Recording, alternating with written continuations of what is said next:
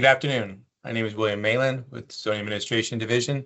Today I'm here to provide a brief summary of a potential amendment related to secondary uses in the PDH Plan Development Housing and PDC Plan Development Commercial Districts.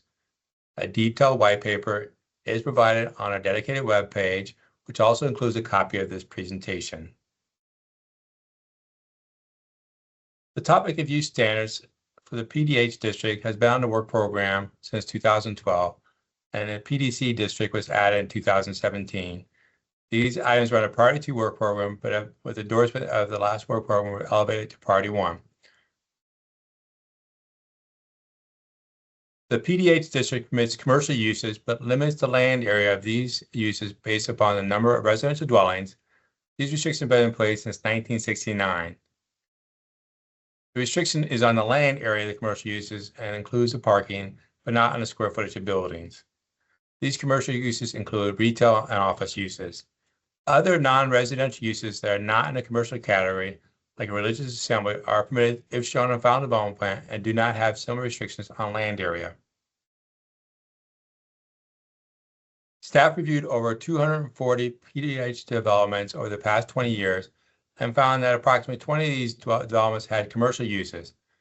In staff's opinion, the current provisions provide a reasonable restriction on impact of these secondary commercial uses in the residential community. There is currently an additional restriction on offices within commercial areas that staff does not feel is necessary to retain, but otherwise staff recommends retaining the current provisions limiting commercial land area.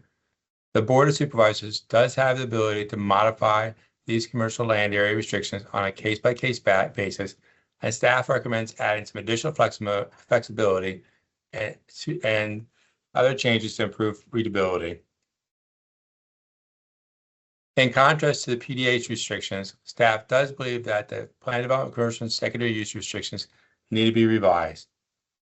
The principal uses in a PDC district include offices, hotels, and secondary uses include residential, retail, and personal services. The current provisions restricts residential uses to 50% of the principal use and other secondary uses to 25% of the principal uses. These restrictions are not based on total development, but on principal uses, and can be difficult to understand and enforce. Staff reviewed the Plan Development Commercial approvals over the past 10 years and found that the Board has modified these provisions on over 60% of the cases.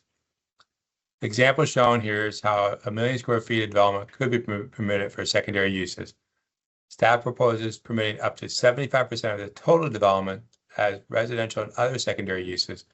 In staff's opinion, the new proposal is easier to understand and is consistent with PDC developments that we are seeing.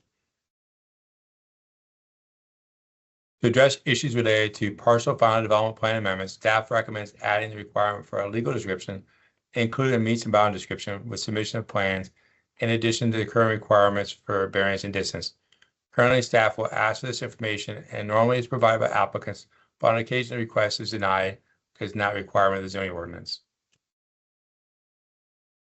As mentioned, we have created a dedicated web page for this potential amendment, which will have information provided for upcoming community meetings, as well as a white paper, proposed draft text, and a copy of this presentation. I've also included a copy of my